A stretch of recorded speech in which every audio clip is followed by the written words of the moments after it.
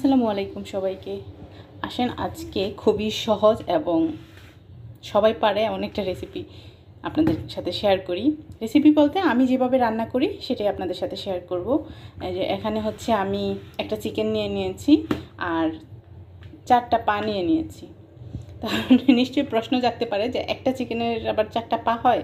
আসলে তা না, আমি বেশি করে পা নিয়ে নিয়েছি যাতে হচ্ছে আমার ছেলের প্রত্যেক বেলায় মানে যতবার ভাত খায় ততবার মাংসের সাথে একটা করে পা দিতে পারি, সেই জন্য। কারণ আমার ছেলে পা খুবই পছন্দ করে, তো সেই কারণে হচ্ছে আমি সব সময় ছেলের বাবাকে বলে দিই যে বাজার থেকে মুরগি আনার সাথে পাগুলো যাতে আনে। তো আমি পাগুলো কি করি, একসাথে জমিয়ে রেখে সব ক্লিন করে রেখে দিই। তো একটা করে মুরগি নামাই, সাথে 4টা করে বা 2টা করে পা দিয়ে দিই, এই আর কি। তো অনেকে হয়তো পা পছন্দ করেন না, কিন্তু আমার ছেলে পছন্দ করে, আমিও পছন্দ করি। আগে আমরাও পা মানে আমাদের বাসায় পা আনা হতো না, কারণ ছেলের বাবা পা পা পছন্দ করে না আর কি, বলে মুরগির পা খেতে হবে কেন। কিন্তু যেহেতু ছেলে পছন্দ করে আর আমিও খাই, সেজন্য ইদানিং আনে আর কি। আর এই দিকে দেখতে পাচ্ছেন একটা গাজর, একটা ক্যাপসিকাম, এগুলো হচ্ছে আমি ফ্রিজে রেখে দিয়েছিলাম। ফ্রিজে রেখে দেওয়ার পরে এত মানে এই গাজরটা কিন্তু খুবই সুন্দর ছিল, এত বড় ছিল, তারপর আরও মোটা ছিল, কিন্তু শুকায় কি অবস্থা হয়েছে। তো এই জন্য আমি পানিতে ভিজায় রাখছি যে দেখি একটু ঠিক হয় কি না। তো যাই হোক, এটা দেখে আমার হাসি লাগতেছিল যে এত বড়, এত মানে সুন্দর একটা জিনিস কিভাবে কি হয়ে গেছে, মানুষের মতো আর কি, মানুষের চামড়ার মতো। আমরা যখন বুড়া হব বা এখনই বয়স বাড়তেছে, চামড়ায় দেখা যায় ভাঁজ পড়তেছে, ওই রকম আর কি। তো যাই হোক, চলেন রান্না বসাই।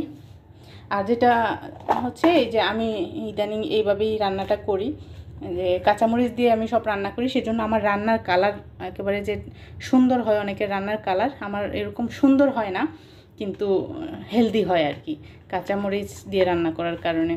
আর এদিকে হচ্ছে রসুন আর এদিকে আদা, এগুলো একসাথে সেচে তারপর হচ্ছে চুলায় দিয়ে দিব। তো এই যে আমি ফ্রাই প্যান বসিয়ে নিয়েছি, আর এখন হচ্ছে আমি চুলাটা জ্বালিয়ে দিলাম,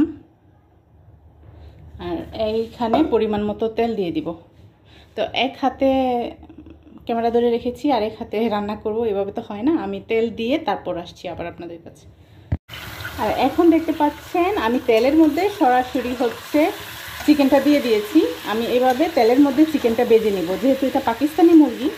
দেশি মুরগি হলে এভাবে করতাম না, যেহেতু এটা পাকিস্তানি মুরগি, সেই জন্য আমি তেলের মধ্যে দিয়ে একটু ভেজে নিব যাতে একটু টেস্ট বেশি হয় আর কি।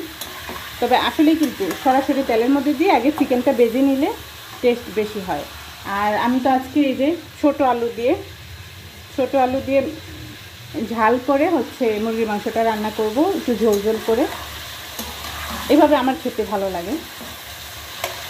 তো যাই হোক, এখানে আমি মুরগিটা ভাজতে থাকি, তার মধ্যে হচ্ছে এই যে আমি যে কাজটা করেছি, কলিজাটা 2টা ভাগ করে নিয়েছি, এইটা পরে দিব। এখন যেহেতু মুরগিটা ভাজবো, এখন কলিজা দিয়ে ভাজলে কলিজাটা শক্ত হয়ে যাবে বা গলে যাবে, তো সেজন্য এটা পরে দিব আর কি। আর এটা আমি এখন প্রসেস করে নিই, আর প্রসেস করার সিস্টেমটা আমি এর আগেও আপনাদের সাথে শেয়ার করেছি। আর এখন হচ্ছে মুরগি ভাজার সাথে সাথে আমি আলুটাও দিয়ে দিয়েছি, আলুটাও ভেজে নিব। যেহেতু এটা পাকিস্তানি মুরগি, খুব তাড়াতাড়ি সিদ্ধ হয়ে যায়, আর এই আলুগুলো সিদ্ধ হতে একটু সময় লাগে, সেজন্য ভাজা অবস্থায় আলুগুলো দিয়ে দিলাম। আর এই দিকে হচ্ছে পেঁয়াজ আছে কাটা রেডি করা, পেঁয়াজটা একটু পরে দিব, আজকে অল্প পেঁয়াজে রান্না করব, পেঁয়াজের দাম বেড়ে গেছে। তো যাই হোক, আর এই দিকে হচ্ছে মশলাটা থালা পিষে নিচ্ছে, চামচ দিয়ে ভিতরের দিকে এনে নিই। আর একটু ভেজে আমি হচ্ছে হলুদ ধনিয়া পাখি, জিরা পাখি এগুলো দিয়ে দিব।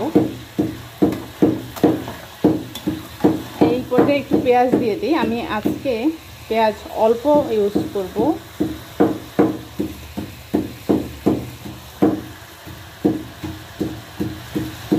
আর পেঁয়াজটা হচ্ছে এত সুন্দর করে চিকন করে কাটা যে এখন দিয়েছি এখনই গলে যাবে। যদি মোটা মোটা করে কাটা হতো তাইলে আগে দিতে হতো, নয়তো গলতো না আর কি। যাই হোক, আমি কিন্তু অলরেডি লবণ এখানে অ্যাড করে দিয়েছি, পরে আবার চেক করে দেখবো, লাগলে তখন আবার লবণ নিয়ে নিব।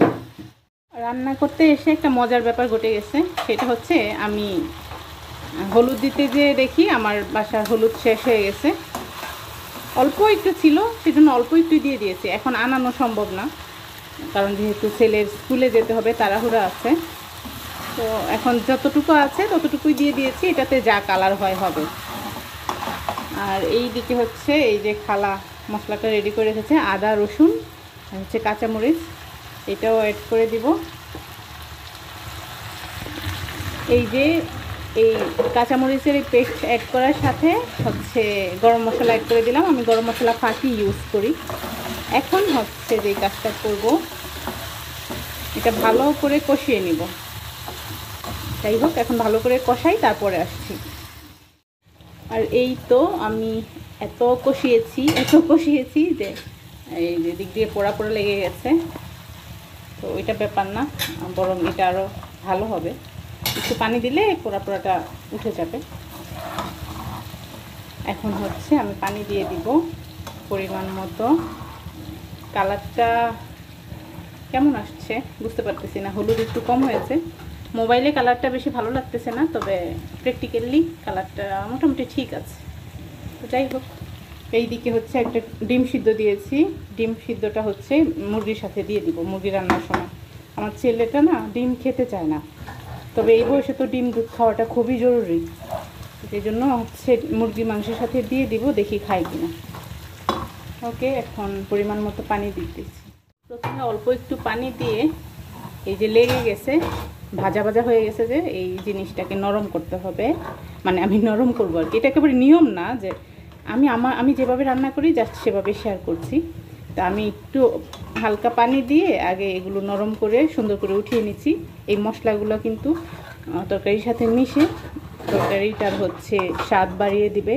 আর আমার ব্যাকগ্রাউন্ডে যেরকম শব্দ টুনটান শব্দ শুনতে পাচ্ছেন, এটা হচ্ছে আমার খালা কাজ করতেছে, তো ওনার শব্দ। আর এই পর্যায়ে এই যে আমি কলিজা রেখেছিলাম, কলিজাটা দিয়ে দিব এখন। তো এই অল্প পানি দেওয়াটাই আরও একটু কষানোর মতো করে, তারপরে আর একটু পানি দিয়ে দিব, মানে একবারে যতটুকু দেওয়ার আর কি দিয়ে দিব। আর ডিমটা সিদ্ধ হয়ে আসলে এটার সাথে অ্যাড করে দেব। এখন হচ্ছে পরিমাণ মতো পানি দিয়ে দিয়েছি। আমার অনেকটাই কাজ শেষ, এখন শুধু ডেকে দিব। ডেকে দিয়ে সিদ্ধ হওয়ার পর্যন্ত পানি শুকিয়ে আসলে তারপর হচ্ছে বাকিটা দেখাচ্ছি। আর এইখানে এই যে ছিদ্রটা ঢাকতে হবে, আর ছিদ্রটা ঢাকার জন্য এই যে আমি এটা রেখে দিয়েছি। এটা অবশ্য কিনতে পাওয়া যায়, ঢাকনা এই জায়গার যে ইয়েটা থাকে ওইটা কিনতে পাওয়া যায়। বললাম না, নিউ মার্কেট যাওয়া হচ্ছে না, সংসারের অনেক কিছুই কেনা হচ্ছে না। যাই হোক, শেষে আসছি একেবারে ফিনিশিংয়ে। আপনাদেরকে আমার চিকেনের হচ্ছে ফাইনাল লুক দেখাবো। জানি না কালারটা কেমন দেখাবে, তবে এটা অবশ্যই হেলদি হবে যেহেতু কাঁচামরিচ দিয়ে রান্না করা। এই তো আমার আলু দিয়ে মুরগির ঝাল ঝাল ঝোল প্রায় শেষের দিকে। আর এখন আমি ভাজা ধনিয়া পাতি দিয়ে দিব করে। আর একটু ঝোল টানবে, যেহেতু আলু আছে, আলু কিন্তু ঝোল টানে। আর রান্নার কালারটা একটু ফ্যাকাশে আসছে, কারণ হচ্ছে হলুদ কম হয়েছে। আর কাঁচামরিচের রান্না যেহেতু যে লাল মরিচ দেওয়ার মতো টকটকা লাল হবে না, এটা স্বাভাবিক। কাঁচামরিচের রান্না এরকমই হয়। এখন ছেলেকে নিয়ে স্কুলে যাওয়ার আগে ওকে একটু ভাত খাইয়ে নিব, কারণ আস্তে আস্তে সে 4টা বেজে যায়। সেই জন্য হচ্ছে ওর জন্য ভাত নিয়ে নিচ্ছি, আর তার পছন্দের খাবারগুলো নিয়ে নিচ্ছি। এর মধ্যে ডিম যেটা নিব সেটা তার পছন্দ না, কিন্তু আমি এটা জোর করে তাকে খাওয়াবো।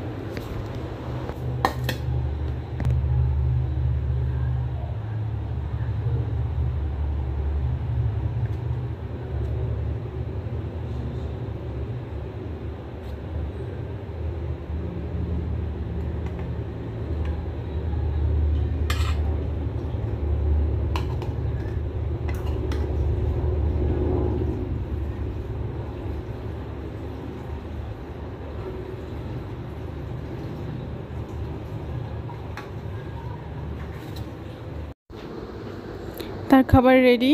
এখন এটা নিয়ে মানে ডিমটা নিয়ে তার সাথে যুদ্ধ করতে হবে, বাকিগুলো সে এমনিতেই খাবে। ঠিক আছে, আজকের জন্য এখানেই বিদায় নিচ্ছি। এই যে আমার নবাবজাদা টিভি দেখছে, ওকে খাইয়ে রেডি করে স্কুলে নিয়ে যাব। আল্লাহ হাফেজ।